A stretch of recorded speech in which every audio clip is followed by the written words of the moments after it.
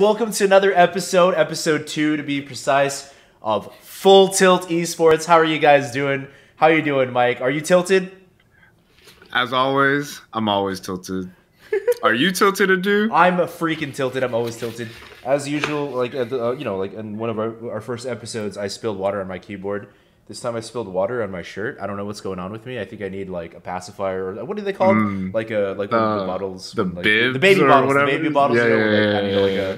one of those little nibs so I can just like drink that way because like I'm just spilling water over myself. I don't know what's going on. Come on, man. I'm a mess. I know. Well, it's all good though. So I've been doing pretty good. How have you been doing? You been all right? I've been pretty good. You've been carrying me on the Valorant grind recently, right? So a new season of Valorant came out, a new act or whatever they call it, and a new character came out, Neon, and I've been playing a ton of that. It's been super duper fun. I've been really enjoying playing her, and I've gotten pretty used to her. So it's like it might be a main, you know. New season, new grind, new start, right? Just playing a lot of that, playing a lot of AOE. I'm noticing something. Oh yeah, you're a Jet player and a Neon player, bro. Like you gotta go fast. You can't. Bro, you just gotta be everywhere. When we asked that question in like episode 0 or whatever, like what kind of person you are, like personality wise, and I said I like to go in first. I was not lying. So yeah, that's very true. You gotta go fast, like you know, you can't be like all boring and shit. Like I got things to do, man. I gotta go places. Yeah. So a new patch, I mean, you're not wrong. New patch came out in Age of Empires 4, so I'm really enjoying that too. Playing a lot of that. Some fixes to the game, making things more viable. Some of the civilizations like more playable. So I've been enjoying it. It's been a good time. So. That's what I've been doing, playing a lot of games. Just working, hanging out. Yeah, catch him on Twitch, Doublelift. He's a Holy Roman Empire player and a Frenchie, right? That's me. Yeah. What about you? We're gonna before we get to that, we're gonna show y'all some Adew highlights. Be ready for these highlights in the future. No. We don't need to do personally, this past weekend, I just went on a snowboarding trip. And one of our friends made this super dope video of all of our pictures and like videos combined. Escapades. Yeah, dude. Like, I mean, it was my first time snowboarding. I stayed on the bunny slopes the whole time, to be honest. But I did self-teach myself for the most part. Do you have how to do everything to prove it? To be honest, I think football trained me well enough to like fall properly, and martial arts. If y'all do martial arts, that don't doubt that. That helps you a lot in how to fall. Dude, so a lot of people don't know this, man, but like falling correctly is like a really, really important skill in sports, actually. Like being able to like, tuck and roll or like make sure you don't like hurt yourself when you fall. Like you have to fall the right way. Yeah, it's like keeping your momentum going so that it disperses in an okay way. Like, like parkour people, like you see them how they do all their stunts, like that's how they don't get hurt when they do most of their true. Right? I don't know, actions. Yeah, make sure like all your like force isn't just like driven into like one knee or some shit like that. But like on the slopes, like were you killing it? Were you like just carving it up, like just zigzagging falling leaf? Were you just falling leaf the whole time, or were you like going double black diamonds on the first run? Bro, well, like I said, I stayed on the bunny slopes, but I refused to just falling leaf the whole time. So let it be known, Mike is not a coward. I tried to make sure before I did anything to at least stay on the my main foot forward and turn that, and that way I wiped a lot. But I did get it down eventually, kind of, Yeah, I'm pretty proud of it. Like one time I actually made this like nice ass turn back into where I was supposed to be. Like I basically imagine like a car drifting into a parking spot, bro. And I did that, and in my head I was like, ladies and gentlemen, I don't care what anybody says. It's amazing. We do not condone drifting in the parking lot or donuts or anything like that. That could be unsafe. There might be pedestrians. Don't do it. However, if you're going to drift in the parking lot, do it like Mike did on a snowboard. Whoa. Yes. Anyway. All right. But yeah. Also, I just started. It's a new semester of school. Taking abnormal psych. Dork. And bro, it's kind of cool. It's an asynchronous class, so we had to. We went.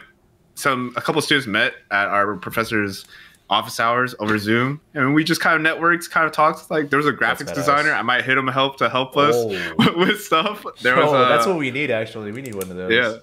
there's maybe a future PT or OT. So like maybe I wow. talk to him. You know, that'd you be never really cool. know. Yeah. And yeah, we Super. also have a new video editor. So hopefully our production value will slowly get better, and y'all can just hear us invest being now. nerds. Get in on the Yes. ground floor and be like, wait, listen to Adew and Mike on Full Tilt Esports podcast. Like in the first 2 episodes, I was there from the start. It's true. Yeah, And get in on the ground level.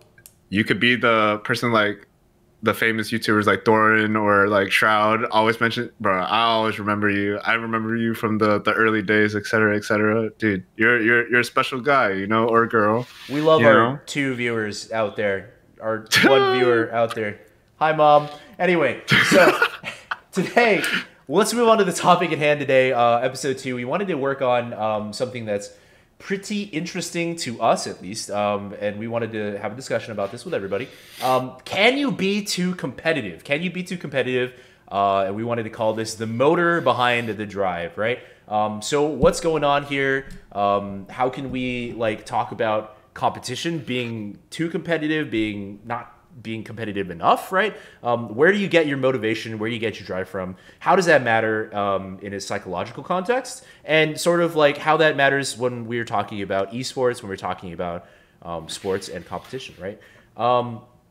So we wanted to like, sort of talk about like one of the things that we wanted to lay out was highlighting that fine line of being respectful and competitive, right? Like being a good sport, right? Like sportsmanship is something that can come up and can matter. But also being wary of where during your competition, if you're being too overly competitive, like crossing boundaries, like you can hurt people either physically or mentally, right? Like in traditional sports, we might be talking more about the physical side of things where like you could be doing some dirty hits or something, or like taking people out or undercutting people, something like this.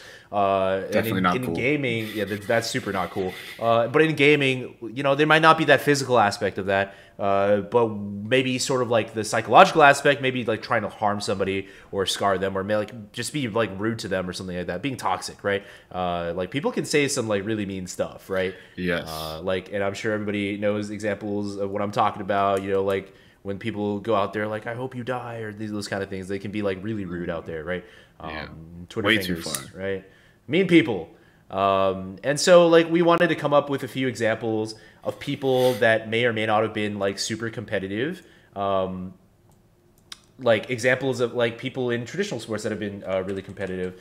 Really competitive. Really competitive. Like we struggle maybe to call them maybe psychopaths necessarily, but they are like you know, borderline psychopaths, right? Where you know, the names that come up a lot of the time might be say like Michael Jordan, right, or Kobe Bryant, or Muhammad Ali. I think Tiger Woods like broke a couple of the lists when I was googling it and looking it up, right?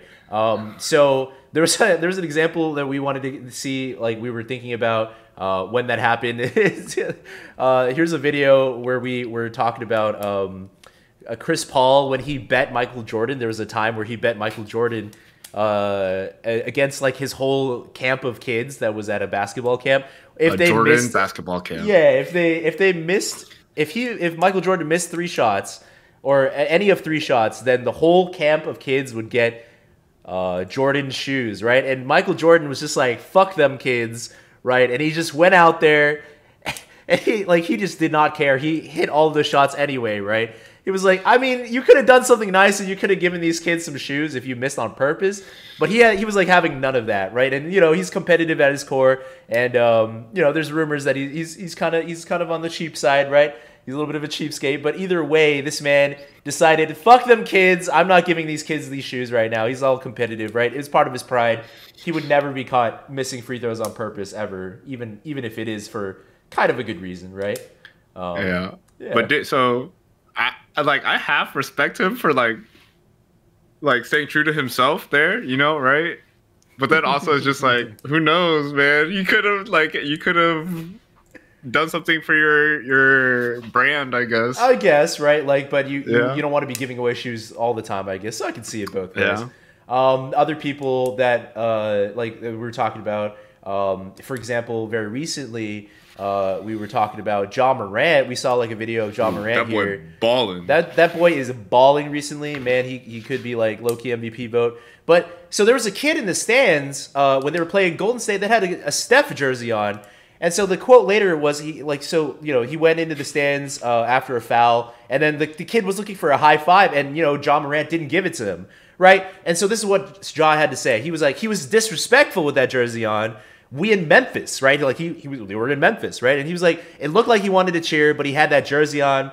So I apologized to him later, but in that moment, bro, take that jersey off, the Steph jersey, and then dap me up, right? So it would be kind of weird for John Morant to give like a high five to somebody with the opponent's jersey on, right? And he was being super competitive, and he just basically ignored a kid and like kind of almost stared him down, and then like sort of walked away, right? So there was like times when so sometimes an athlete or somebody might be in like savage mode, right? They're in like full competition mode, and they're like, they kind of get caught up in it, and like even like the kids in terms of Michael Jordan and in terms of John Morant, even the kids aren't safe, right? So there's like, to be fair though, maybe during that stare down, at least John Morant didn't like say anything. You know what I'm saying? Like maybe he controlled himself the whole time. Yeah, maybe he was like holding himself back, like he didn't like, he wasn't like too rude, but like later he was like, I'm gonna get that kid a jersey of a Memphis jersey of his choice, right? So like he made up for it later, but at the same time it's kind of like in the moment you can be kind of like really intense, right,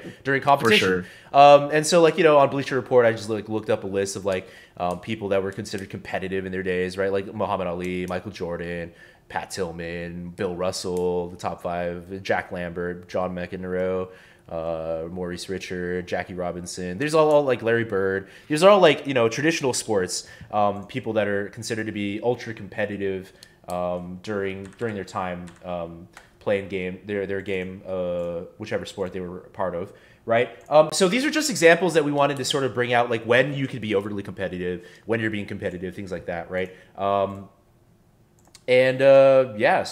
that's like kind of the stuff that we wanted to discuss today, is like where that sort of comes from and whether we can control ourselves and what to do about it, right? So yeah, I don't know. We wanted to maybe give y'all like now either something personal or like some more famous people. We've already told you some of the famous people. So yeah, right. So like examples of people that we know, like everybody knows, right? But yeah, but at least to make this more personal, so y'all can get to know us a little bit, or at least on my side of things right now.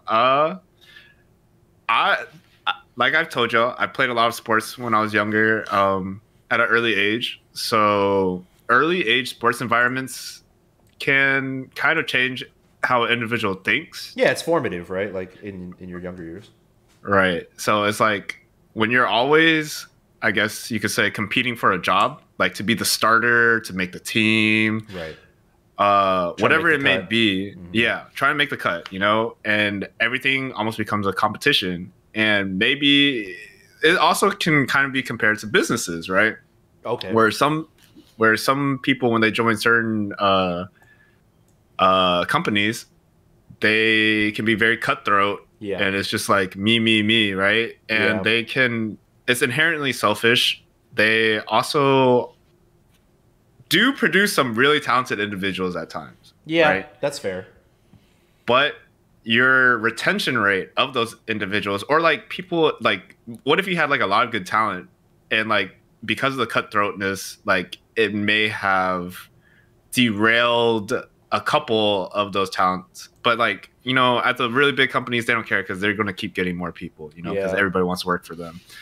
I get it, right? Like almost like a Jekyll and Hyde sort of thing, like where like one side is like, yes, competition breeds like cream of the crop, right? Like you rise to the top if you're if you're meant to be, like in terms of competition, that's a reason for competition, right? Also, like to get who deserves it should get it, right? But at the same time, right? Like being there's limited resources. Yeah, right. There's limited resources, right? Limited money, whatever it is. And then, like we said, they're like, because of cutthroat, you do get those really talented individuals eventually. Mm-hmm. But so we call it the alpha individual is eventually created. Yeah, right. Rising to the top. But yeah, and like for pro sport athletes or like esports pros in general, compared to the past, are much better now, to be honest, mental health wise at least.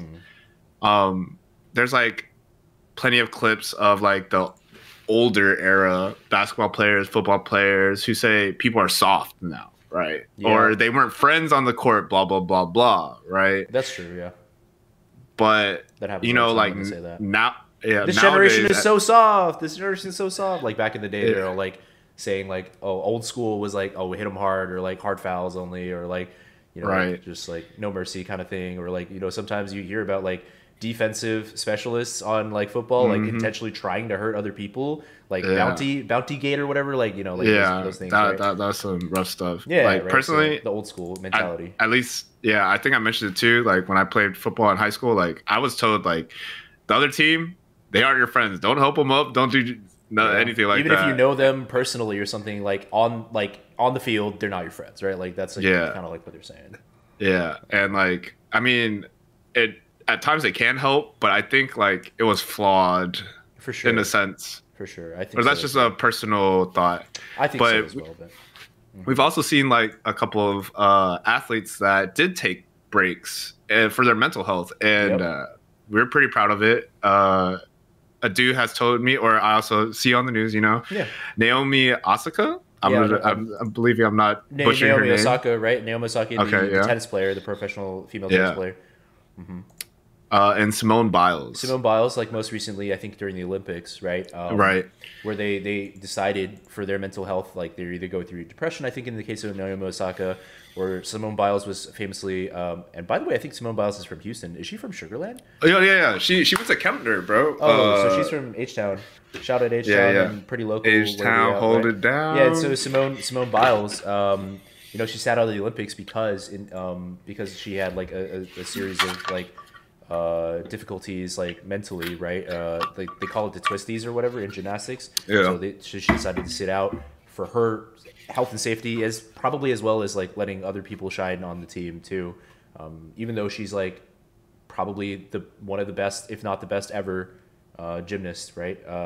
She knew herself, and she knew her own limits, right? So when that comes about, even if there's like supreme competition at the highest level, right? Even like the best in the game, she took care of herself. People are taking care of themselves now, right? And I think I love that. Yeah, and like, you know, people will say what they say, but like it's up to them. It's their decision. You can't make them do something, right? If they don't want to do it, and if it's like not healthy for them, if they don't feel like it's healthy for them, right? So like that's just something like we wanted to come up with and talk about as a like a really nice example of, you know, one of the things like that going on right now. What do you think about competition, Mike?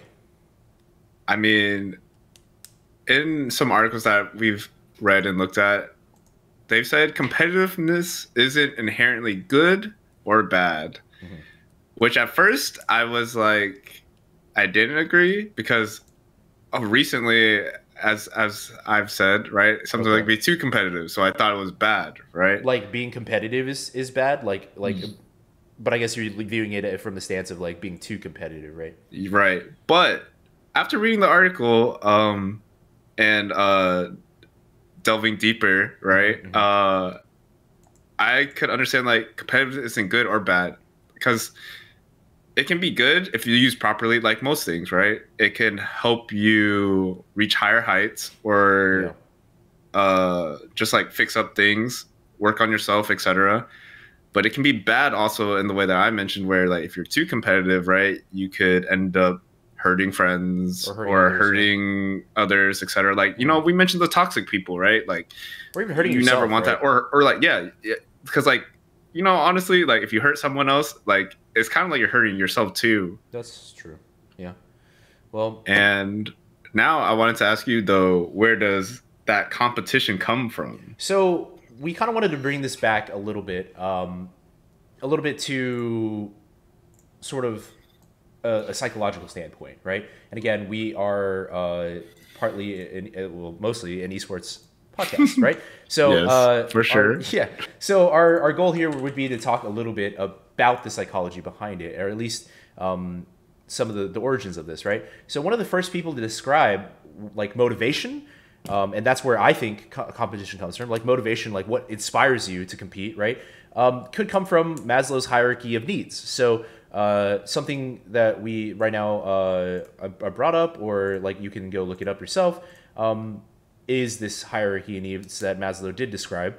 At the very bottom, so it's like a pyramid, right? At the very bottom of this triangle is your physiological needs, right? And then like slightly above that, right on the level above that is safety. The level above that is love and belonging.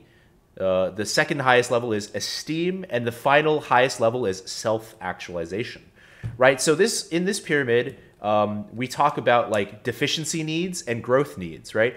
Basically, it's kind of like, and you don't have to always satisfy each need completely before moving on, but humans have this general need, right? On the very, very basic lowest level is physiological need. This is like ooga booga stuff, right? Right? Like actually we're talking about like food, shelter, water, mates, right? This kind of thing. Where we're talking about on this very, very lowest level, being able to survive, right? Like, listen, Mike, I don't know about you, but if we see like this, like really, really, really, really pretty girl, right? I'm gonna box you over it, right? Like I'm gonna fight you over this shit, right? You know, yeah. I'm sorry, man. Like that's just how it's gonna be, man. It's competition, you know. Like, that's fair. You gotta stand out, okay? But you know, like that could be something like on the lowest level, right? Like the physiological level. On the next level up, we had safety, right? Like this is security, right? But it can be predictability, right? Safety, security, predictability. This could even go as far as like emotional security or financial security, right? Being in a place where you don't feel like, I guess, threatened, right? Social stability is another like thing that could belong in this category. On the next level up, on the third level, you have love and belonging. As human social creatures, we yearn for connections, belongingness, intimacy, trust, right? These are like part of our needs. Like this is our like the third level. On the fourth level, box me. Yeah, like you know, like I'm sorry, man. Look, I'm willing to give up that feeling of belonging with you in order to like box you over this physiological need. All right, and that's then fair. On the next level, on the fourth level, we have esteem, right? On this level, we're talking about things like self-worth and self-respect when we're talking about ourselves, right? As self-esteem, or outward esteem, the projected esteem that we can gain in terms of other people respecting you, or like reputation, right? And on the final highest level, and this is what Maslow thought was like the like peak, like self-actualization. That's what it is. Achieving your full potential, your best you be you, man. And in terms of competition, like just on a competitive thing, like being the very best you can be, being the most expressive you can be in like art or whatever, or like being able to be creative, things like that, right? So we have ourselves like this Maslow's like pyramid of needs, hierarchy of needs, and most of the time we start at the lowest levels, and then like we move up, you know, like you need to satisfy the lower levels before moving on, mostly. Yeah. But yeah, so that it kind of makes sense, and that's why I thought like I wanted to bring this up, because it's like, you know, it's motivation, right? And that's where we get our motivation to compete, right? So true. Why we might like butt heads, because some people might be fighting each other for the same things, for their same resources, their certain self-interest or their own self-needs, right? Yeah. Cool.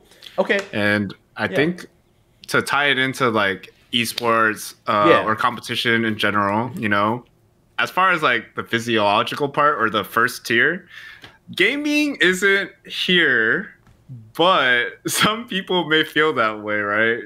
Yeah. Like, but you will live even after a loss in a video game, so right? when we're talking about like physiological things, it's like literal survival, right? So hopefully nobody's holding it like a gun to your head when you're gaming. It's like if you lose this game, they're like, you lose this league game or Dota game, they're not gonna like shoot you, right? Like that's not happening. Hopefully that's not happening, right?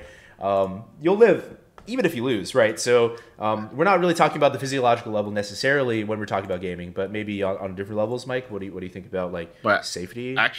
Yeah, security? For safety though, if you're like a pro gamer, like a professional, then, right? Yeah, you are literally fighting for resources and your way of life. To be honest, like, I agree, right?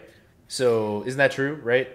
Yeah, I agree. Like, for example, some of these guys, right? If they make it, not all of them are the superstar, right? So they could be a role player at first, and to continue playing this game, they gotta be good enough to earn money playing this video game, right? Right, yeah. And there's only a certain number of roster spots on the A team or whatever, or like you gotta make it on, like, if there's a 5-man roster for Team Liquid or something.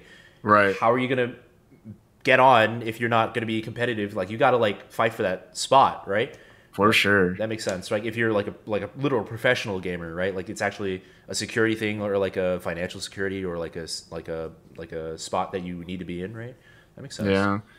So also though, it kind of goes along with that, but the next tier, love and belonging, like with those team members, if you can feel you are safe, you know, maybe you are the star player or like an up and coming player, so you know you got some safety, right? Yeah.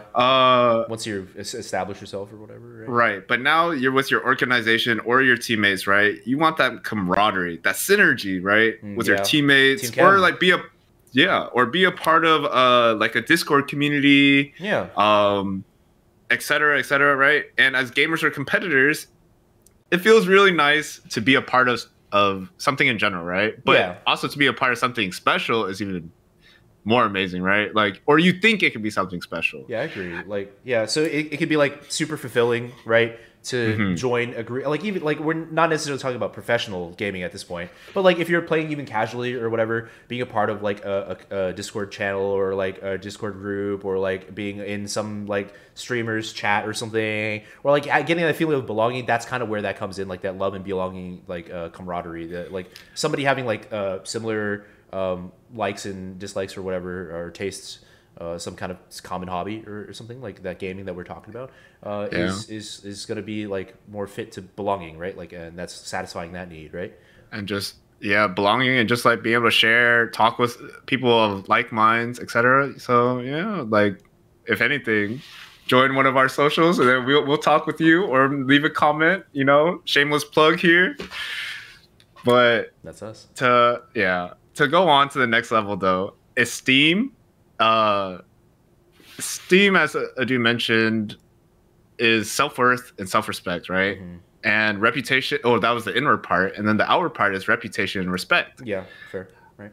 A good example, in my opinion, was the League of Legends player, or pro League of Legends player, Doublelift. Right, he was like NA's hope, right? As at the AD carry position. For those of you, it's like the, I don't know, like the star point guard or the quarterback kind of back then, right? And he kept grinding and trying to be the best to his abilities, I guess. His personal his personal abilities. Limits, right? But he was balancing that fine line of like his own self-worth and his reputation, to the best of his abilities. But he ended up on the losing side, and he's still doing fine though. And it wasn't the end of the world for him, even though he ended up on the losing side. Yeah. And to continue with Doublelift as the example, the next tier, or the last tier, the top tier, self-actualization, Doublelift, what he was trying to reach for his peak was be the pride of NA, be the pride of the world in a sense, and reach his maximum potential. Yeah, right? Prove to others that he could be at the top, and prove to himself too, right? Like that he is like the best, right? You know. And to be honest, like I said, he may not have reached the best or like won it all at the world level, but he definitely reached a pretty high point. He tried to he might have hit his peak already as far as the pro sports, but in life, he's still going on. He's living a good life, I believe. You know, he has a great girlfriend, I hope. And like he's doing well with his stream. He's, I don't know, he's doing well with his money. Hopefully he's investing in whatever, you know, just taking care of himself. So he's in a good spot, right? Like basically, like even if he hasn't necessarily achieved his goals change, right? Life changes, right? For sure. So that's kind of like what I was trying to say too, is like when we get into these competitions, especially in terms of gaming, it's not necessarily the end of the world. You have to find a life after that, right? Like there is a game, you finish that game, or like there are like multiple games over the course of your life, but like it's like that's not the end of it, right? So like you gotta like see that and like move past that too, where you know like it's your goals, whatever they may be, need to be like updated over time for yourself, right? Like if like say like you're like, oh, like, you know, like a lot of people in professional sports, they reach a certain point where they say they just don't have it anymore, right? Or Yeah. whatever. And then they say they want to retire, they want to do something else, they have a different goal in mind, they want to move on to be a coach, they want to teach other people, whatever their other goal may be. Like you still have to find that motivation afterwards, even past whatever it was your original goal that like really just like was, you tried to live and breathe it, right, on that physiological level, almost on Maslow's needs, right? But you got to For move on sure. sometimes after your time. And now I wanted to like kind of bring up a new topic, which was being like overly competitive. Okay. And it's something, as I've mentioned, I struggled with. But hyper competitive individuals, right? Those overly competitive people. Mike don't quit, man. This guy is like a competitive beast. He's a maniac.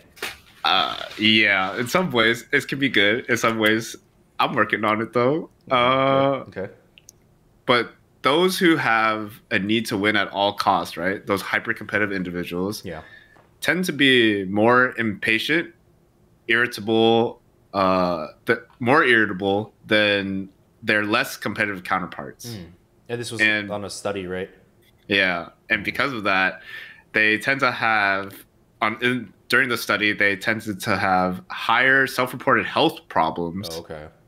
including heart disease. So Oh yeah, heart I don't know. disease. It just says heart disease, but maybe it's like, you know, heart attack or whatever. And you know, after I read this, I'm just, you know, let's all of us, let's take care of ourselves, right? We're trying to live life, enjoy life too, right? We just take a step back, you know. Yeah, I'm not trying to die too early. Oh, dude, yeah, man. Like, I mean, because that's fair too, right? Like, I mean, if you're gonna be in a competition, what's gonna happen? Your blood pressure is gonna rise. You're gonna get all heated, or you're gonna be like in the moment all the time. If you're really competitive all the time, if you don't have an off button, then right, like it's chronic, right? So like you might end up having chronic heart conditions, like just high blood pressure, or like just a heart. Maybe risk of heart attack, things like that over time. I don't know. Who knows? So, Dr. Dude, I mean, when you're seeing patients and whatnot, are there any people that are high strung? Yeah, like if you're just high strung, have a lot of anxiety, like they're like, why is my blood pressure so high? It's like, well, maybe because you can't calm down, right? Like, or like you can't like, you know, in this case, if you're like overly competitive, you can't fight that like urge or whatever. So, you know, like I don't know, people that are high strung or intense are just naturally prone to these kind of things, right? So, so like, I'll say, hey, everyone, let's just try to relax more often, you know? And personally, what helped me in that was like doing yoga and working on like mindfulness.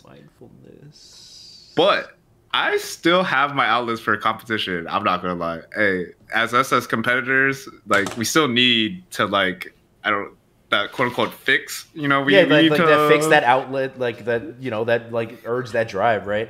Well, anyway, namaste to you, Mike. Namaste to you. Yes, thank you. You know, my outlets were volleyball and Valorant, right? And I mean, as long as you maintain a balance of it, everything, right? You got your competitive side, but also the time where you can relax, right? Yeah. Okay. And if you get both, you probably live a little bit longer, hopefully. Yeah, I mean, like, make sure that your activities that are supposed to be de-stressing actually do that, right? Like, because like, you know, if you're playing video games that are stressing you out in your free time, then you know, maybe that's actually counterproductive. Yeah, so probably. You're not de-stressing, you're re-stressing. So. Yeah. So yeah, another part of that overly competitiveness is like we mentioned that it can be very similar to business, right? Okay. Yeah. When people try to like, first I'll explain the research at the psychological standpoint, which is when people try to manage their impressions of others, or sorry, like in the try workplace? to manage the impressions, in the workplace, or it could be like even outside of the workplace. But managing the impressions of others. The others have of them, right? They tend to create a cascade of unintended negative consequences for both themselves and others. Okay. Yeah. And in contrast, when people try to contribute to the well-being of other people, like, you know, do good things for people, you know, support them, Golden rule. Yeah, they create a cascade of positive consequences for both themselves and others. Okay. Right. And to kind of bring us back to episode 1, as we discussed, when someone rationalizes or lies to protect themselves, right? Like in Valorant, let's say someone obscures the true reason for the negative result, right? Okay, yeah. Like they're not It facing the truth or whatever. Yeah. It makes it much more difficult to discuss how to work together to fix the issue, right? Okay. Like they're just like burying that, like sweeping it under the rug, right? Like they're just like not talking about the right thing or whatever. Right. And then like later on, it's just like you ended up just wasting time, to be honest, because you didn't know what the actual problem was. Yeah, because you didn't address the real problem, the real source. Of Yeah. the problem. Okay. Yeah. So maybe you went on to something and it was just like that part was perfectly fine, right? Let's say like someone was like you're a mechanic or something, and the person told you to work on this, but that part was perfectly fine. And you're supposed to work on something else, I guess, and you just ended up wasting time, right? No, you know, everyone's time is valuable, right? Don't let your time be wasted too easily. Gotcha. But yeah, so also though, when you withhold information from people you work with, like this is the more business setting, right? So you can be the one who solves the problem. The person who made the study states that elicits competitiveness in other people, but in a bad way. Okay. And it's bad for learning, psychological well-being, and for growth.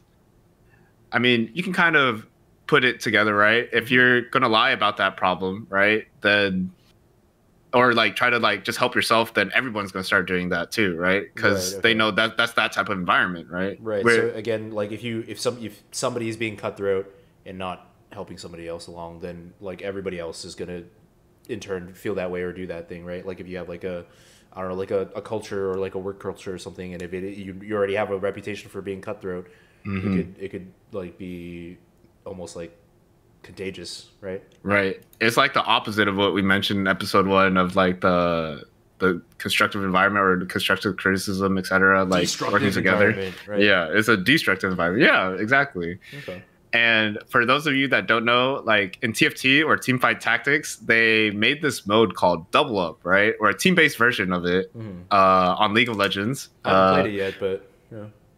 It was pretty good. I've been playing with a couple of people, and something that I learned is that inherently when you are working with your partner by communicating with them, right, about what they need or what you need, it kind of creates a better vibe or a environment, because now both of you are comfortable like saying like, oh, do you have this, like asking like, can you help me out here, do you have it, or like I need this, and then like when you can, you just adapt, right?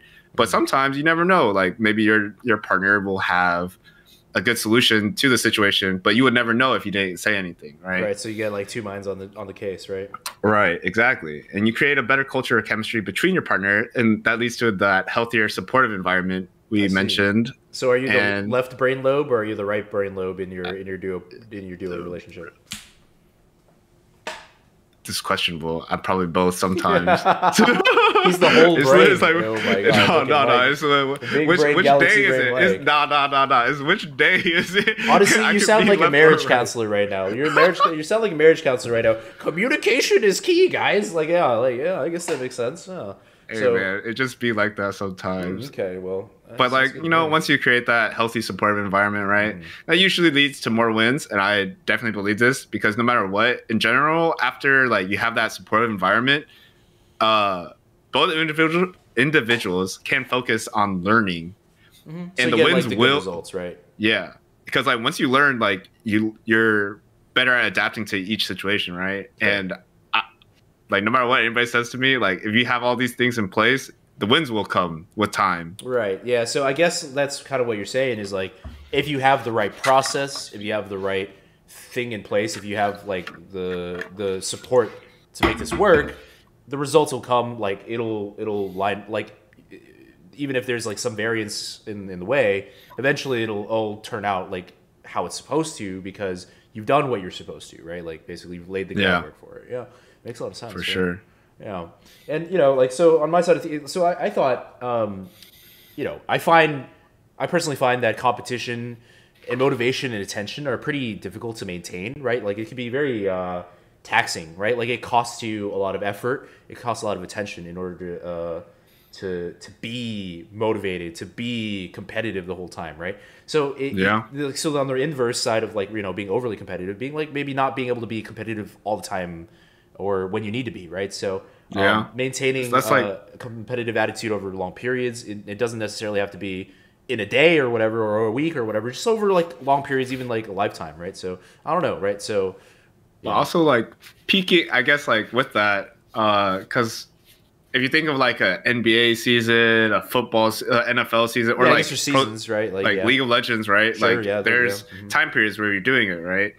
And like you also need to like peak at the right time, kind of, because like sometimes like you don't want to peak during the middle of the season, right? Because that's not where the playoffs or the finals, whatever it may be, like World Championship, whatever, right? Worlds. And I mean, like in all sports, I feel like different players sometimes have mentioned this, that they want to peak at the end, at the right time, exactly right. So like sometimes their stats or like whatever take a dip at a certain point, right? But that's because like, are they like relaxing? Or are they chilling? Like we said, right? Load management. Yeah. Playoff LeBron. Hey man, it just be like that. Like people need to take care of themselves, right? When you take care of yourself to a degree, but be ready for the time where it's most important. Who's going to say anything about that, right? Like, and even if it is that most important time, you should still take care of yourself, like Simone Biles, right? Oh yeah, exactly. Yeah. So I guess that's right? Like if you have trouble like maintaining motivation or whatever, that's kind of normal, right? But like being able to like find that juice whenever you need it, right? And then like another thing that I was thinking about when we were talking about competition is managing expectations, right? So like this could be like an issue that like pops up. Whenever you're going into a competition, ask yourself like, what do you want out of this, right? Like what are you trying to do? What are you trying to achieve, right? To maintain like a healthy mental state, you really need to be sort of keeping that goal in mind.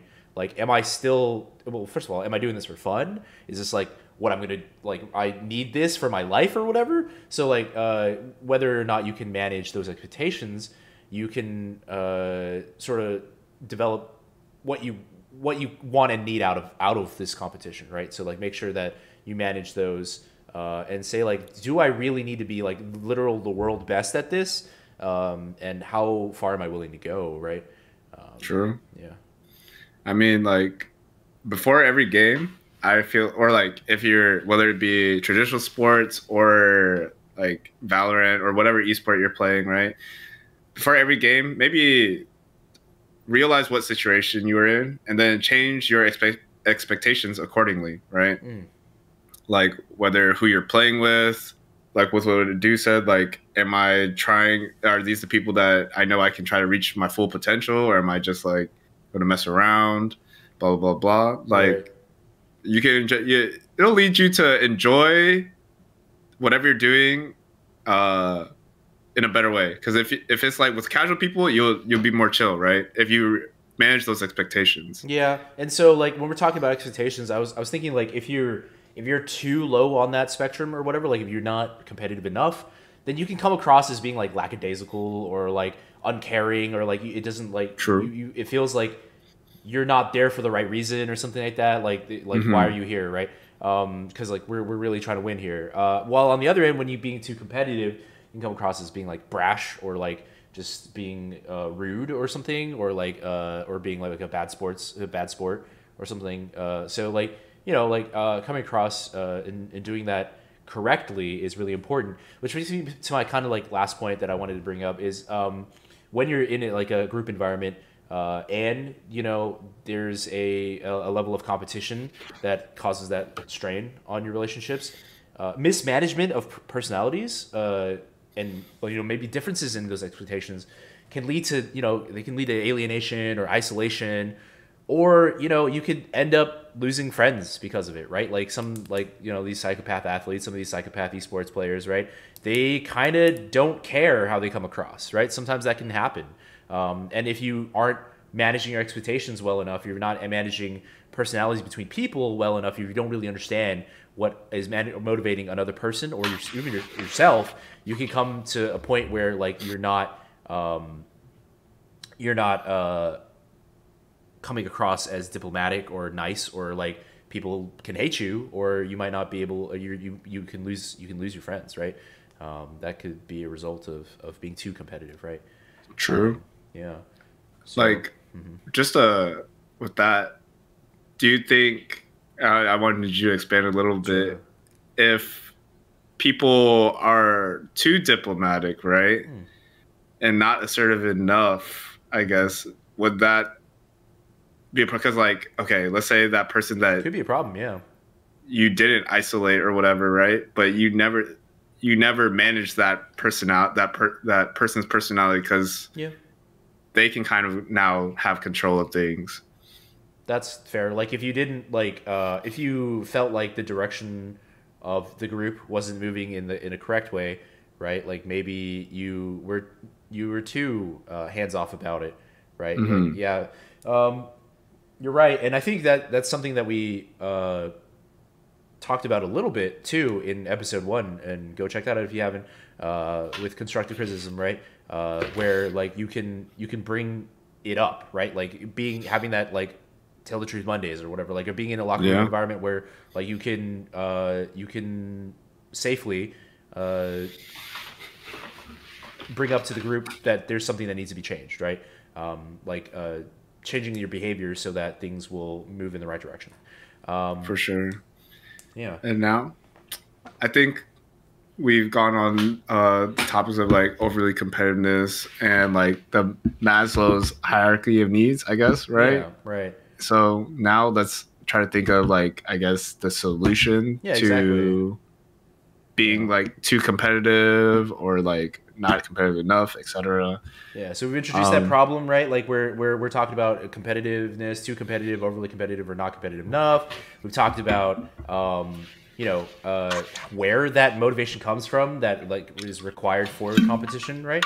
And we've also talked about sort of like expectations, managing expectations, and what to do about it, right? So now we're moving on to like what we think could be ways to counter that or confront that, right? So in terms of knowing where to like draw the line, right? Like there is that managing those expectations, right? Reeling yourself in and really like looking at yourself and looking at like how far do we really want to push this, right?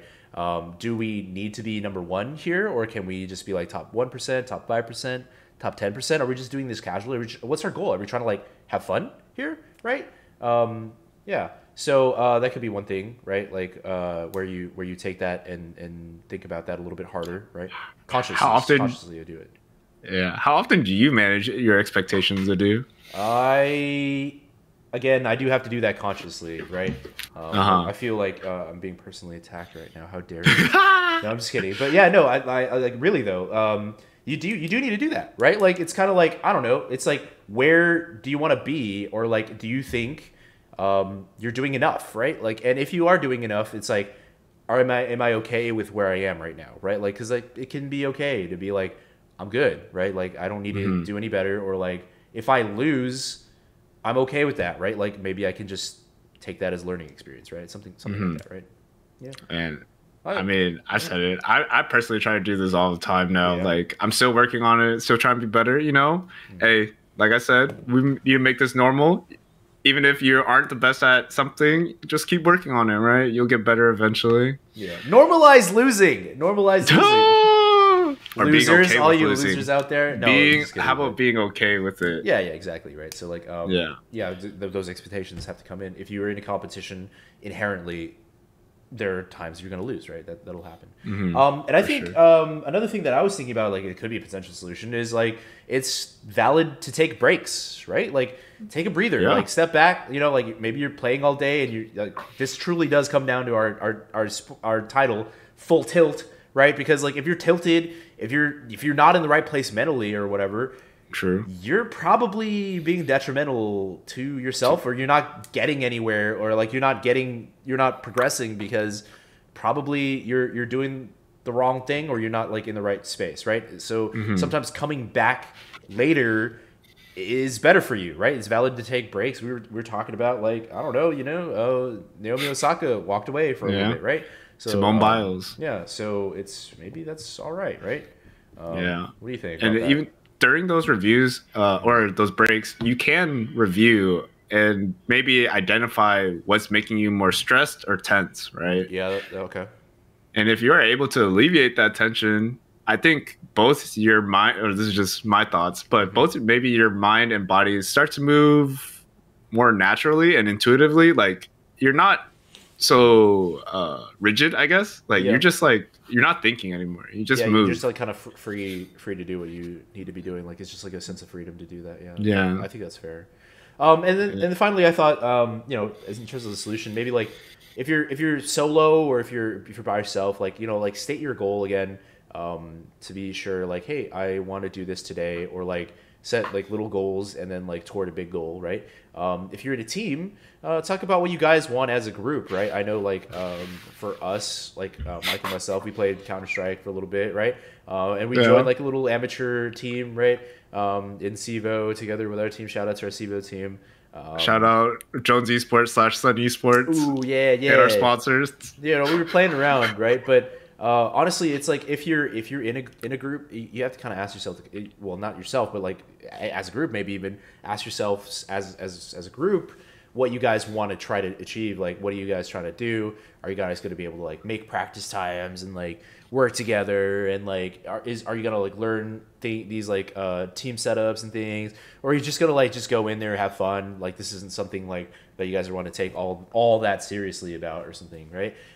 So that could be the case as a group, right? If you wanted to try to make that work. And then finally, I think what we were talking about as another potential issue of competition could be like mismanagement of personalities, or that whole losing friendships thing possibly, or like not being accountable in a group, right? Again, we would like to like refer you back to episode 1 where we talked about constructive criticism and like team settings and like the team dynamic and management of personality sometimes, in that conversation that we had earlier about that. But yeah, totally. Long story short, there are issues that can pop up in competition, and we just want to be super aware of those, right? Yeah, for sure. And just talk it out, communicate properly, right? Communication, whether it be family members, teammates, work environment, etc., right? It's a beautiful thing if you have good communication. And like we said, like marriage counselor Mike. If you start with that first positive support, I guess it's going to keep making more positive consequences for both you and others, right? Yeah, fair enough. And yeah, so now we wanted to close, but before we close, just to let y'all know what we have in store. We have Let me know. We have a couple of interviews lined up. Ooh, we have an interview with a college football player, a pro baseball player, a Vegas poker tourney finalist, and an immortal Valorant player. So we got a wide array of people. Yeah, I mean, who knows? Maybe all 4 of them are tilted to a degree, right? Oh man, we're at like 90 degrees at this point, man. Listen to all these people; they're tilted. When we introduce them, are you tilted? I'm tilted. Are you tilted? I'm never tilted. Just kidding. I'm always tilted. Yeah, we're always tilted. We're always tilted around here, right? Cool. Yeah. That's awesome. So yeah, Adew, anything for you? Not really. That's basically all I had for today. But we just wanted like say shout out to all our help in terms of producing our show. We're really into this, and I think you guys should be too. Hopefully, we'd love to hear from you guys. We'd love to for you guys to spread the word about us if you're out there listening to us right now. Go ahead and check out all of our socials. We have ourselves our YouTube, our Twitch stream. our Facebook, our Twitter, our Reddit. Reddit, Go find us yeah. everywhere under Full Tilt Esports Psych. If you're looking at it right now, we have QR codes for those. Follow the links in the descriptions. Go ahead and, you know, just spread the word. Subscribe, like, follow, do all those things. Turn on those notifications, right? Please. Full shout out. You know, I would be like I would say this. If I had an opportunity to sell out, I would be the fastest sellout in the world, man. Listen, dude, like if you're gonna pay me money to shout you out, to be part of your company, listen, I will take your money. I will take your dirty money. All right, your blood money. We're gonna like this stream, this Full Tilt Esports podcast. Man, we're gonna be super sponsored by everyone. We're gonna be like the Goodyear blimp, dude. Yeah. Yeah, dude. Yeah. And as you can hear, Adew, he'll put it in a funny way, and he'll get you all the viewers. So just, you know, come to us, like, subscribe, donate, you know, whatever you may choose. And yeah, so now we're gonna leave y'all off with some music to kind of relax on, think about whatever. Peace. Peace, man.